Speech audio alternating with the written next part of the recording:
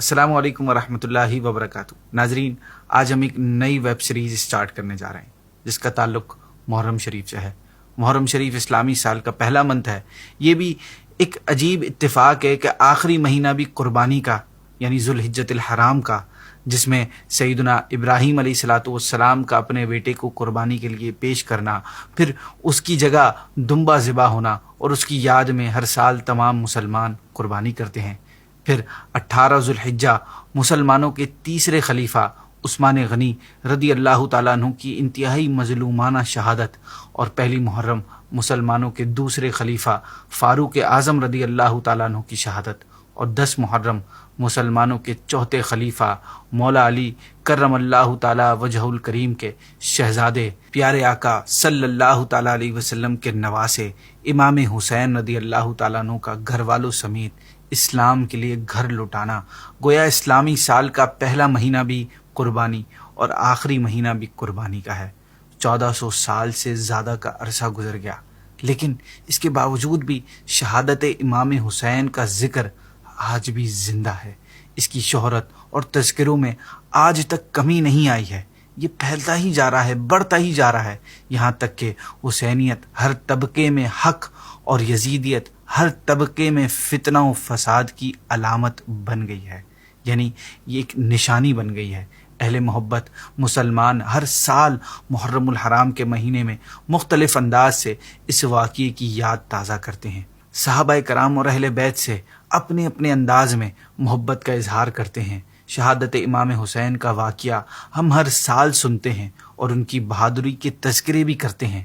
اہل بیت کے دیوانے ان کی قربانیاں سن کر ان کے دین اسلام کی عظیم خدمت کو یاد کرتے ہیں۔ اس ویب سیریز میں ہم شہادت امام حسین کے بعد پیش آنے والے واقعات اور کربلا سے متعلق واقعات بتائیں گے۔ آج کے ایپیسوڈ سٹارٹ کرتے ہیں۔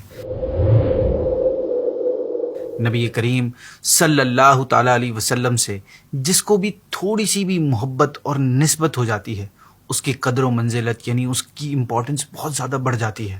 پیارے آقا صلی اللہ علیہ وسلم کے ساتھ اگر کسی کو صرف اتنی سی نسبت حاصل ہو کہ وہ ان کے مبارک شہر یعنی سٹی مدینہ میں رہنے والا ہے، تو اس کے بارے میں حدیث شریف میں ہے کہ جس نے اہل مدینہ کو ظلماً ڈرایا، اللہ پاک اس پر خوف ڈالے گا اور اس پر اللہ پاک کی اور ملائکہ کی اور سب لوگوں کی لعنت۔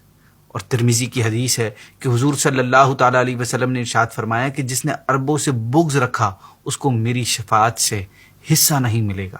اتنا سا تعلق کہ ایک شخص عرب کا رہنے والا ہے، اسے صرف یہ چیز اتنے بڑے مرتبے پر پہنچا دیتی ہے کہ اس سے خیانت کرنے والا حضور صلی اللہ علیہ وسلم کی شفاعت و محبت سے محروم ہو جاتا ہے۔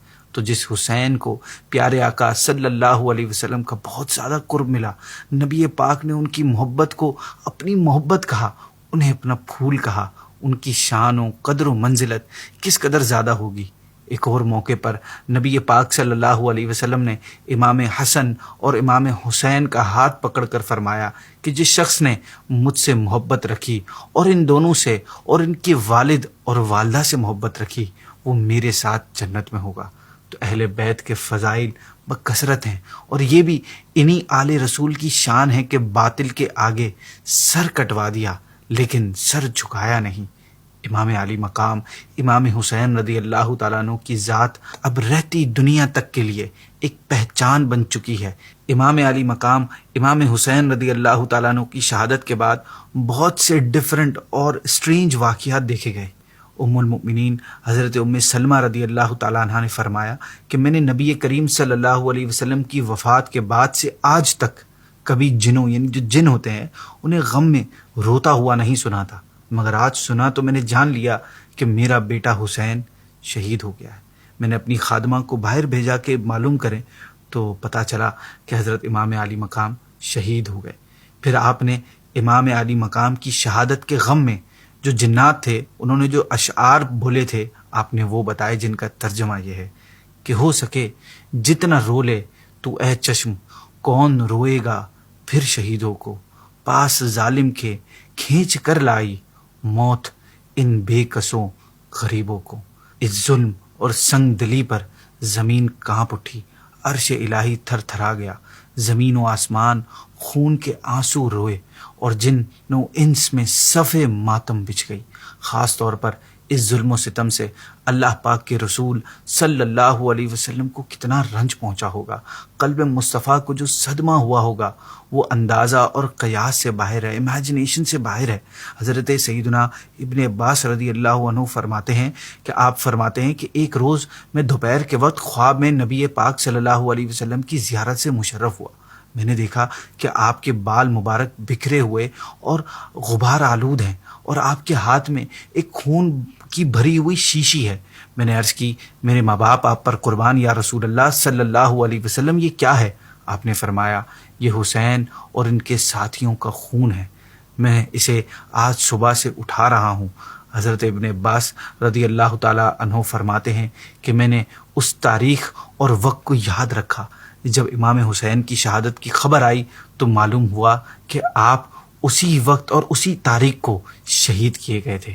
حضرت سلمہ جو کہ نبی پاک صلی اللہ علیہ وسلم کی آزاد کردہ غلام ابو رافع کی وائف اور حضرت ابراہیم ابن رسول صلی اللہ علیہ وسلم کی دائی ہیں، وہ کہتی ہیں کہ میں ام المؤمنین حضرت ام سلمہ رضی اللہ تعالی عنہ کی خدمت میں حاضر ہوئی تو میں نے دیکھا کہ وہ رو رہی ہیں۔ میں نے کہا، آپ کیوں رو رہی ہیں؟ انہوں نے فرمایا، میں نے رسول اللہ صلی اللہ علیہ وسلم کو خواب میں دیکھا کہ آپ کے سر مبارک اور داڑھی مبارک پر گرد و غبار ہے۔ میں نے عرض کی، یا رسول اللہ، آپ کا یہ حال کیا ہے؟ آپ نے فرمایا، میں ابھی حسین کی شہادت گاہ پر گیا تھا۔ ناظرین، امام حسین رضی اللہ تعالیٰ عنہ کی شہادت کے بعد ان کے جسم مبارک کی بے حرمتی کرنے والوں میں سے ایک شخص اخبش حضرمی تھا جو گھوڑا لے کر اپنے ناپاک ارادے سے آگے بڑھا تھا۔ اس کے بعد ہی اچانک قدرت الہی سے نامعلوم سمت سے، مطلب کسی بھی اچانک سے کسی جانب سے اسے ایک تیر آ کر سیدھا اس کے دل میں لگا تھا، اور یہ بد نصیب اسی میدان کربلا میں مر کر اپنے انجام کو پہنچ گیا تھا۔ آپ رضی اللہ عنہ کی شہادت اور آپ کی لاش مبارک کی بے حرمتی کے بعد یزیدی لٹیروں نے اہل بیت کا سارا سامان چھین لیا۔ اس وقت ان میں عابد بیمار حضرت امام زین العابدین رضی اللہ تعالیٰ عنہ باقی تھے۔ جب شمر کی نظر ان پر پڑی تو اس نے اپنے سپاہیوں سے کہا کہ ان کو کیوں باقی رکھا ہے، ان کو بھی قتل کر دو۔ تو ان میں سے ایک شخص حمید بن مسلم کے دل میں اللہ پاک نے رحم ڈال دیا۔ اس نے کہا، یہ بیمار اور عمر میں چھوٹا ہے، لہٰذا اس کو قتل مت کرو۔ اس کے بعد ابن سعد نے تمام شہداء کے سر کاٹنے کا حکم دیا، اور یہ سر حضرت امام علی مقام کے سر کے ساتھ ابن زیاد کے پاس بھجوا دی ہے۔ یہ لوگ ان سروں کو نیزوں پر لٹکا کر ابن زیاد کے پاس لے گئے۔